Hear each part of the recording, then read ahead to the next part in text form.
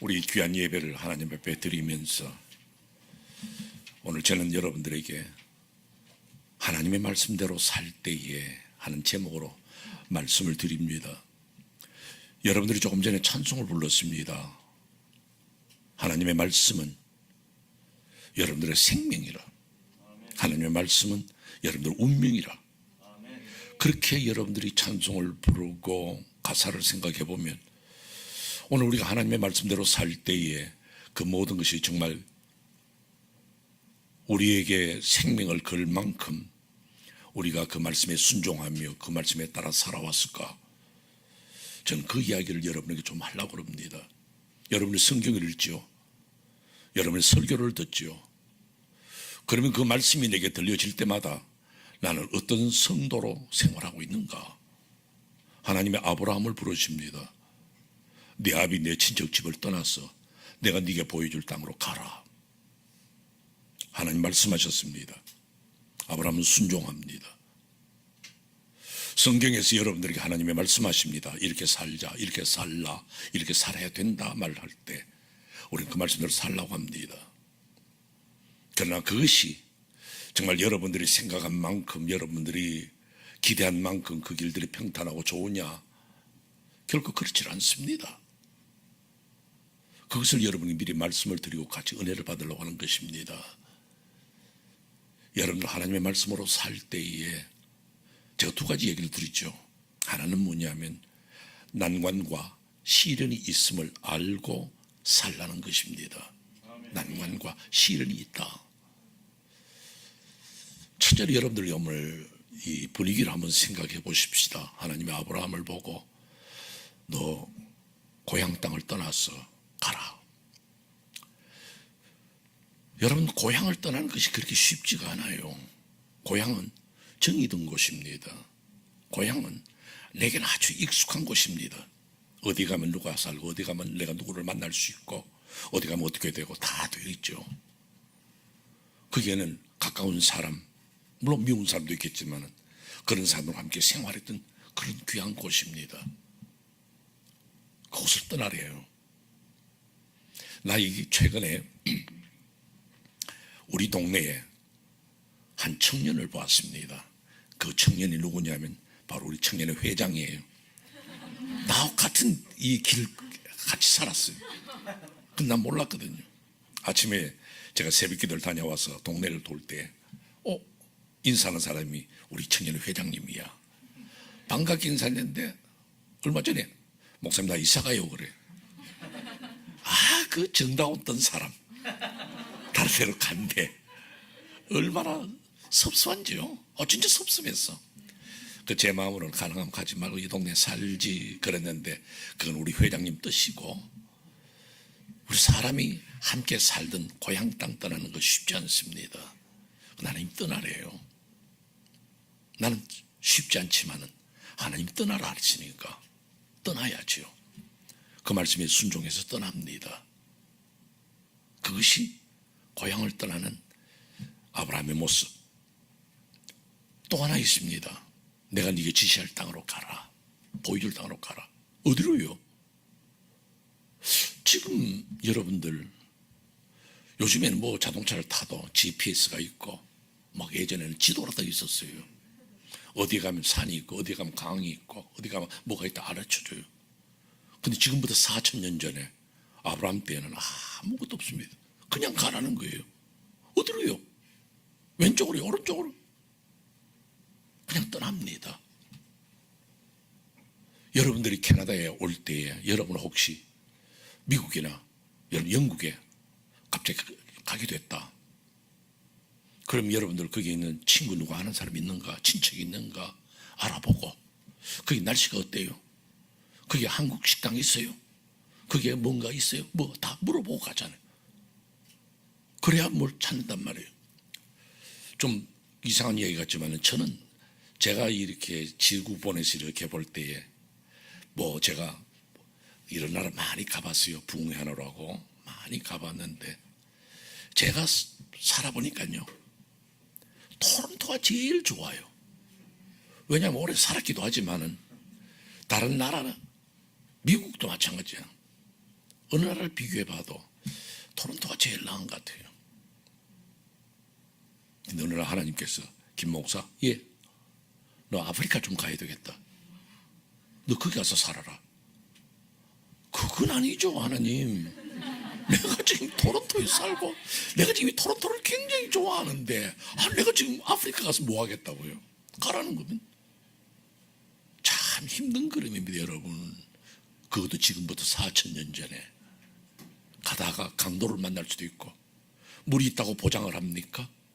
쉴 곳이 있다고 보장을 합니까? 어디에서 천막을 쳐야 될지, 어떻게 살아야 될지, 어디에서 채소를 구해야 할지, 어디에서 뭘 먹고 돼야 될지 아무것도 모르는 그런 하나님 떠나라 그러는 거예요.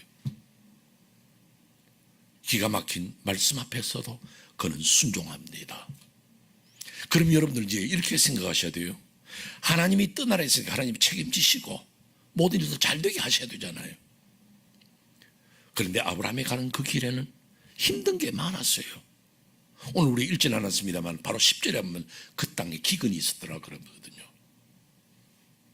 그리고 참 우리 이강호 목사님은 애언자적이셔서 제가 오늘 설교할 줄 알고 2주 전에 설교하시면서 가나안 땅은 형편없는 땅입니다.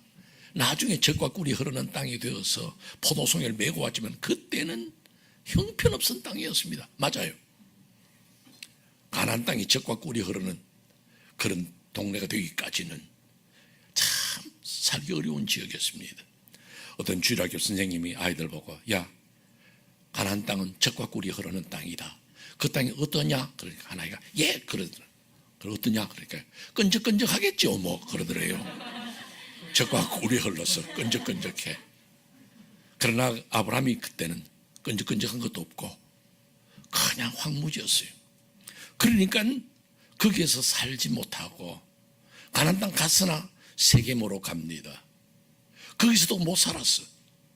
거기서 다시금 또 남쪽으로 내려갑니다. 베델 동쪽으로 옮깁니다.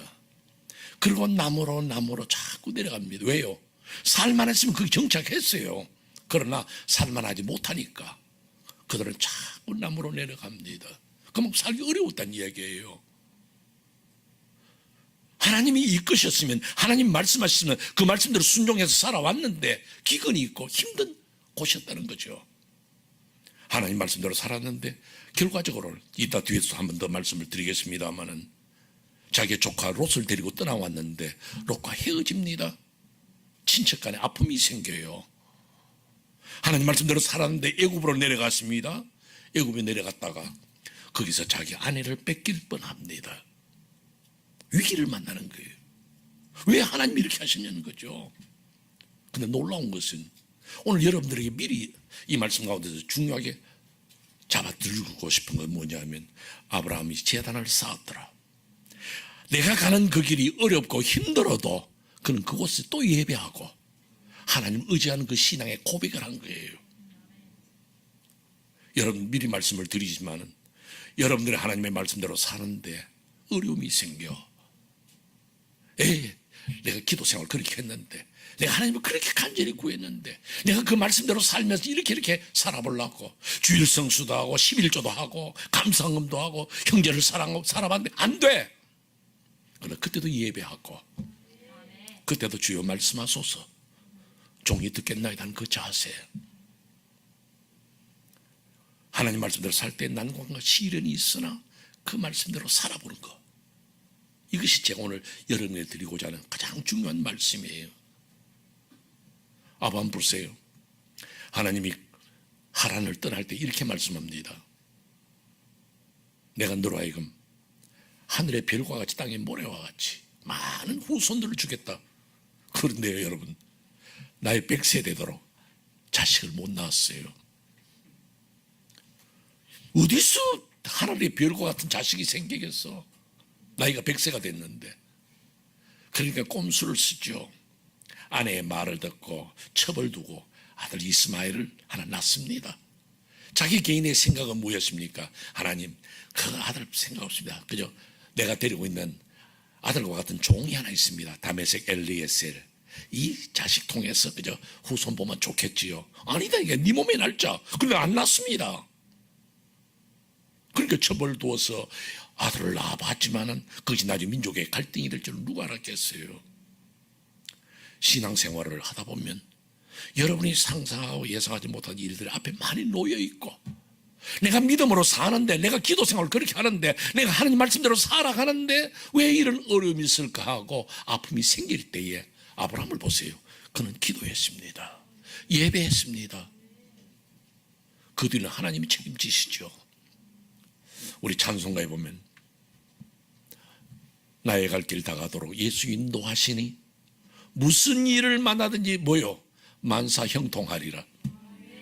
근데 만사 형통 안 돼요. 아이러니죠. 그러나 결과적으로 이 만사 형통을 결과적으로 하나님께서 형통하게 만들어 주실 것이라는 거예요. 우리 그걸 믿는 겁니다.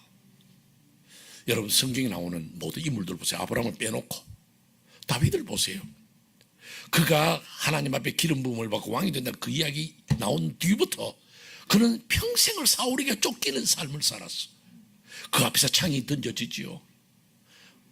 사울이 군대를 끌고 다니면서 다윗을 죽이려고 그럽니다. 어려움밖에 없어요. 언제 다윗이 왕 되겠다 그랬어요? 그런데 그가 하나님 말씀대로 사는 동안에 어려움이 있었다는 거죠. 또 보세요. 뭐 다윗만 아니죠. 아브라함만 아니죠.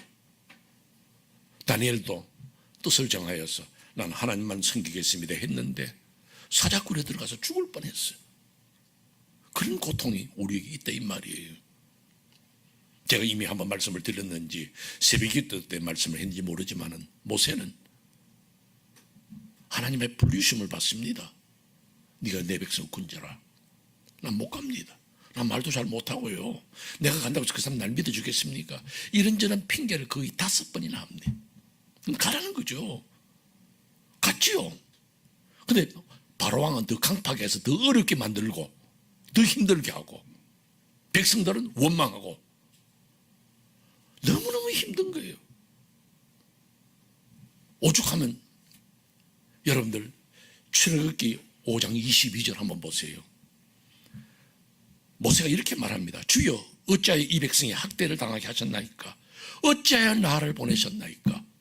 내가 언제 올라그럽니까? 내가 언제 지도자 되겠다 합니까? 나는 하나님 말씀대로 순종했는데 일은 안 풀립니다 하고 탄식하는 것이 모세의 탄식이에요. 모세만이겠어요? 여러분들 성경에 나오는 엘리야 위대한 인물이죠. 엘리야가 아방에 가서 당신의 범죄로 말하면 이날에 기근이 비가 오지 않는 것이 3년 될 겁니다.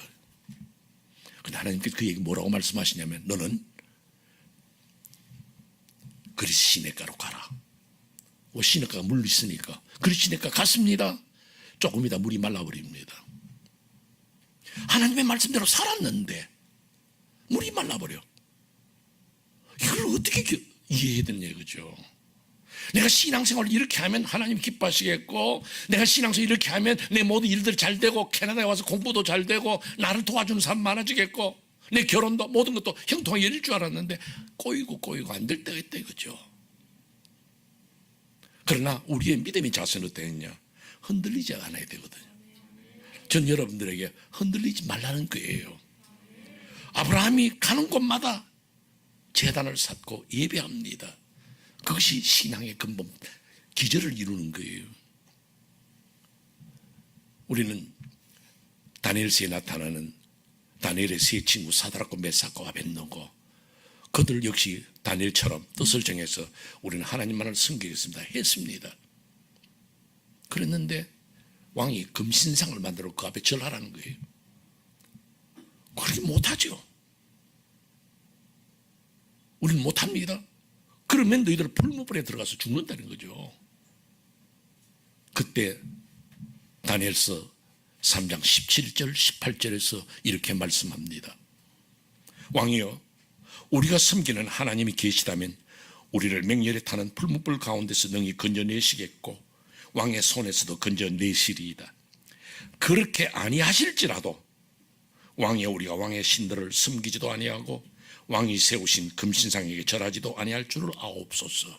왕이여, 분명히 말합니다. 하나님 우리를 건질 것이고 하나님 안 건지시고 일이 꼬이고 난관과 시련이 있어도 우리는 하나님을 섬길 것입니다. 이 신앙의 고백이에요. 오늘 여러분들 그 속에는 무엇이 흐르고 있느냐? 하나님의 연단과 훈련이 있어요. 우리는 모릅니다. 하나님께서 아브라함을 왜 이런 어려움 가운데 이끄셨는지 하나님의 계획을 우리는 모릅니다. 하나님이 여러분을 알고 계시는데 왜 이런 일을 여러분에게 주셨는지 하나님의 계획을 김 목사도 여러분도 다 모릅니다. 어떤 아버지에게 아들이 둘이 있었대요. 근데 그 두 아들 다 문제야. 아버지가 세상을 떠날 때쯤 됐는데도 도무지 인생을 살아가는 자세가 안 됐어요. 큰아들은 머리는 똑똑한데 사람이 게을러. 우리 한국에서는 게을러 터졌다 그러죠. 게을러 터졌어. 둘째 아들은 힘도 좋고 재주도 있는데 역시 게을러 터졌어. 아버지가 이제 이 세상을 떠나기 전에 두 아들을 불렀습니다. 나 이제 아무래도 곧 죽을 것 같은데 내가 너희들에게 유산을 남겨주겠다. 이제 눈이 번쩍 뜨이죠. 그러니까 큰아들 보고 이야기합니다. 큰아들, 너는 내가 네 유산을 어디다 넣어놨냐 하면 내 서고에 책장 속에다 넣어놨으니까 책을 잘 봐봐라. 그러면 그게 있을 것이다. 그러니까 그 당장 가서 아버지의 서고에 있는 책을 다 틀어봤습니다. 혹시 아버지가 메모를 남겨놨는가 싶었어. 쭉 펼쳐봐도 메모 없어. 이 책도 쭉 펼쳐도 메모 없어. 흔들어봐도 메모가 안 나와.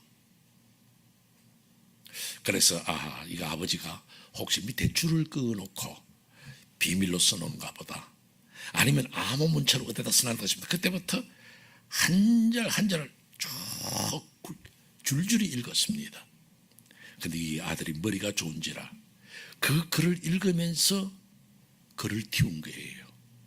학문을 얻은 거예요.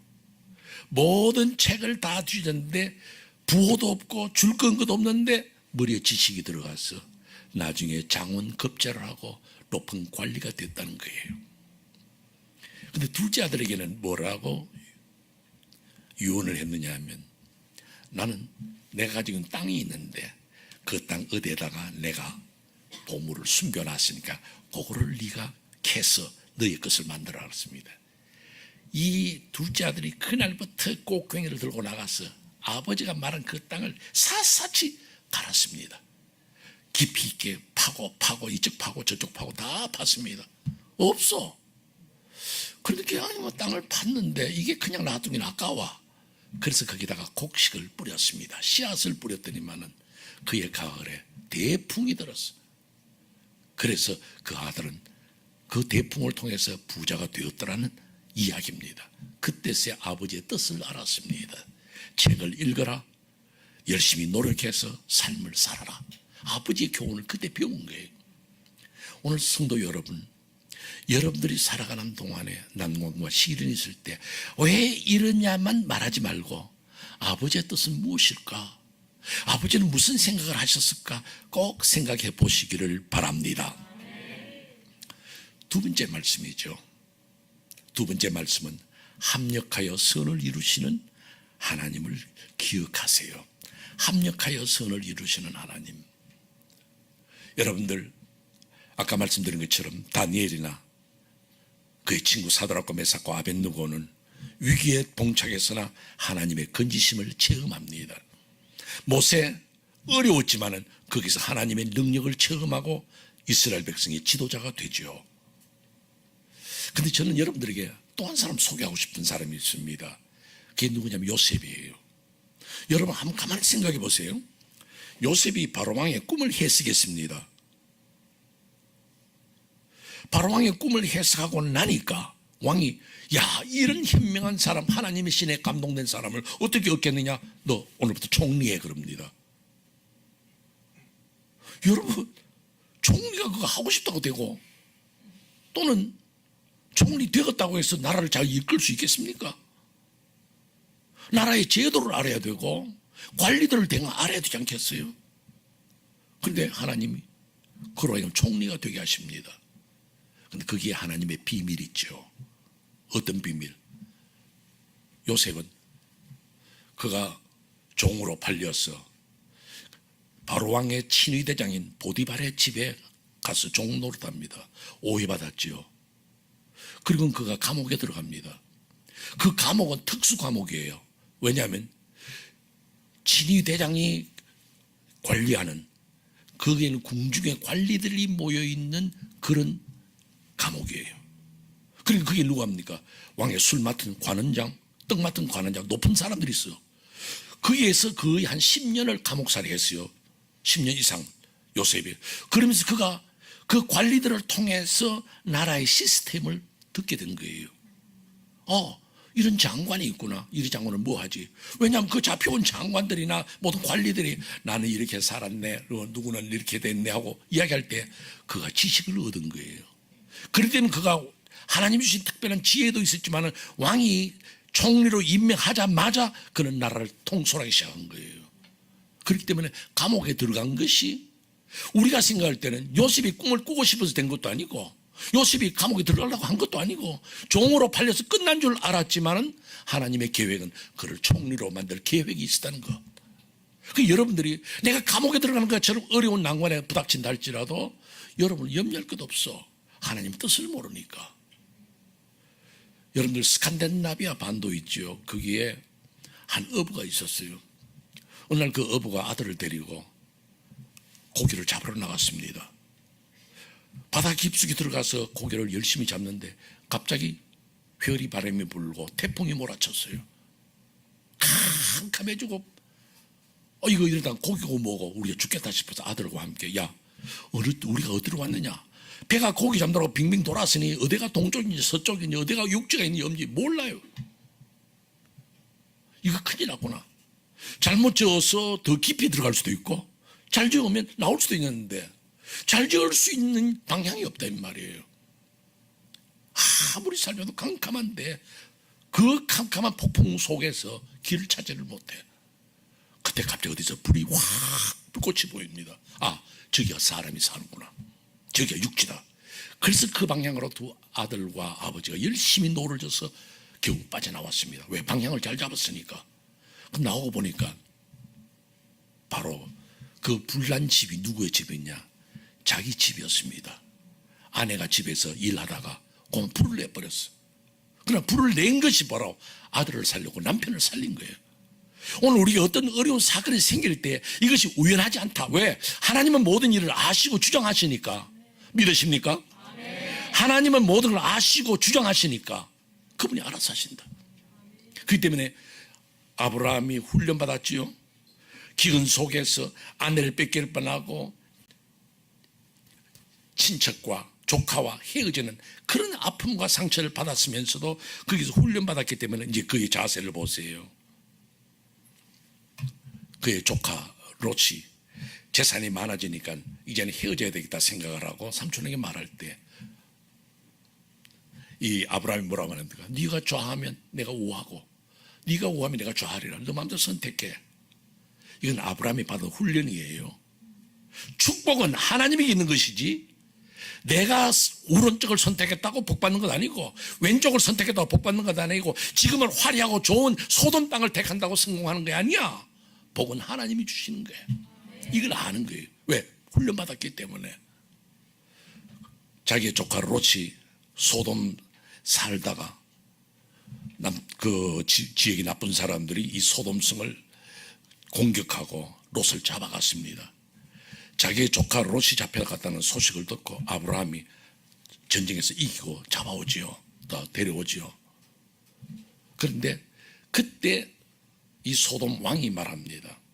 우리가 많은 전리품 얻었는데 사람은 내게 주고 이 모든 물질 당신이 가져가라. 아브라함에게 줍니다. 그때 아브라함이 나는 이거 필요 없습니다. 왜? 물질 욕심 안 됩니다. 왜? 물질을 하나님이 주신 거지. 내가 물질을 많이 가졌다고 성공하는 것 아니야. 그는 배웠습니다. 하나님의 역사가 무엇인지를. 보세요. 아브라함이 애굽에 내려갔을 때 아내를 뺏길 뻔했습니다. 그러나 하나님의 도우심으로 거기서 재물도 얻고 성공했어요. 재물은 하나님 주시고 아내를 보호하는 건 하나님이시라는 거. 똑같은 사건이 창세기 20장에 또 나와요. 창세기 20장에 보면 거기에서 아비멜렉, 블레셋 사람 아비멜렉이 또 아브라함의 아내 사례를 데려가서 아내로 삼으려고 그럽니다. 그때 하나님께서 아비멜렉에게 말합니다. 너 아브라함의 아내를 왜 이렇게 데려갔느냐, 돌려주라. 하나님 돌려줘요. 이때 아브라함이 아무것도 안 해도 하나님이 돌려주는 걸 압니다. 가장 그가 크게 시련 받았던 게 뭡니까? 창세기 22장에서 하나님이 네 아들 이삭을 바쳐라. 예, 그러십시오. 왜?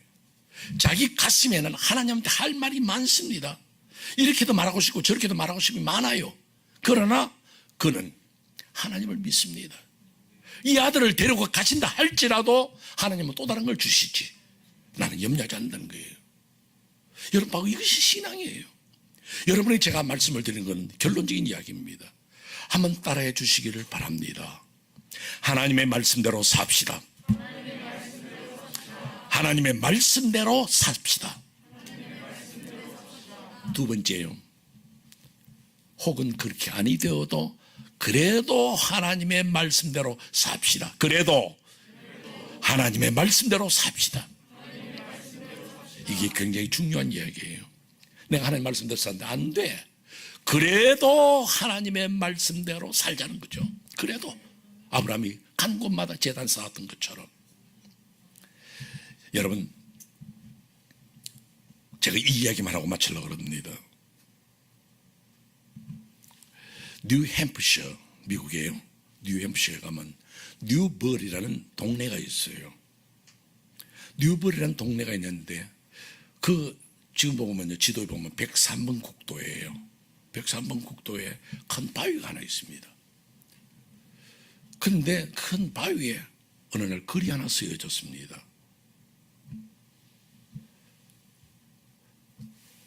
닭집 아가씨, I love you. 다 글이 쓰여져 있는 거예요. 닭집 아가씨, I love you. 그러니까 사람들이 저게 무슨 글인가? 누군지 몰라요. 아마 거기서 닭을 많이 치는 그 농장이 있는데 그 집에 아가씨가 17살인데 그레첸이라는 아가씨가 있는데 아마 그 아가씨를 짝사랑했던 어떤 남자가 아마 그 아가씨는 알았을 거야. 근데 어쨌든 그걸 크 써놓으니까 지나는 사람마다 다 본 거야. 야, 저걸 누가 썼을까? 참, 그럼 총각인가 보다. 아무래도. 그러면서 사람들이 했는데, 참 명물이 되었죠. 근데 이제 세월이 지나니까 비가 오고 그러니까 이제 페인팅도 지워지기 시작하고 또 잡초들이 생겨가지고 사람들이 어느 정도 잊혀졌어요. 그러다가 그 그레첸이라는 아가씨는 하버드 대학으로 공부를 하러 가고, 그 다음에는 흐지부지 됐어요. 근데 어느 날 그 모두 잡초가 제거되고 그 다음에 그게 새롭게 글이 쓰여진 거야. 지금 밤 닭농장 I still love you. 지금은 세월이 갔고 당신 딸도 결혼을 했겠고 하지만은 내 사랑은 아직까지도 있습니다. I still love you. 그렇게 글이 나온 거예요. 그 사람들이 또 신기해진 거야. 야, 대단한 사랑이다, 대단한 사랑이다 그랬는데 어느 날 어떤 사람이 그 교통에 방해가 돼요. 그 자꾸 사람들 쳐다보고 하고 천천히 가고 구경하러 오고 복잡하니까 그거 안 됩니다. 그거 지우세요. 경찰에 고발을 했어요. 그럼 경찰에서 그걸 또 지워버렸어요. 그러자 한 잡지사 기자가 그 이야기를 알고 소재로 만들어서 기사화했어요. 그러니까 동네 사람도 청원을 해서 우리 동네의 명물이니까 그대로 주시라. 그래서 다시금 살아났어. 그것이 바로 여러분들 이 영상으로 볼 수 있는 것이에요. 여러분 이제 한번 가봐요. 여러분들 뉴햄프셔 뉴버리라는 데예요. 제가 왜 이야기를 여러분에게 드리느냐, 많은 세월이 가고 비가 와서 그런 사고가 지고 잡초도 생기고 관심이 없어질는지 몰라도 나는 그래도 당신을 사랑합니다. 오늘 여러분들 내 살아가는 신앙생활에 힘든 것도 많고 견디기도 어려운 것도 많고 난관과 시련 때문에 주저앉고 싶은 그 순간에도 나는 주님을 사랑합니다. 나는 그래도 주님의 말씀대로 살고자 원합니다. 나는 주님이 기뻐하시는 성도의 걸음을 걷기를 원합니다. 그런 신앙의 고백이 여러분에게 계시기를 주의 이름으로 축원합니다. 기도하겠습니다. 이 시간 여러분 우리 하나님 앞에 기도하기를 원합니다. 제가 여러분들에게 기도의 제목을 드리지요. 첫째, 여러분들이 기도하실 것은 주님, 신앙생활하면서 일이 풀리지 않을 때, 주의 말씀대로 살았는데 안 풀릴 때에, 주의 말씀대로 살았는데 일이 여의치 않을 때에, 만사 형통하지 않을 때 나는 주님을 향하여 원망하고 하나님 앞에 입술로 범죄하여 싸우니 주여 용서하여 주시옵소서. 주여 나는 내 죄악을 압니다. 주여 용서하여 주옵소서. 원망한 죄를, 불평한 죄를, 하나님을 향하여 원망한 죄를 용서하여 주시옵소서. 아버지여 아버지여 용서하여 주옵소서. 우리 다같이 한 목소리로 주여 외치시고 회개의 기도를 드리시기를 바랍니다. 주여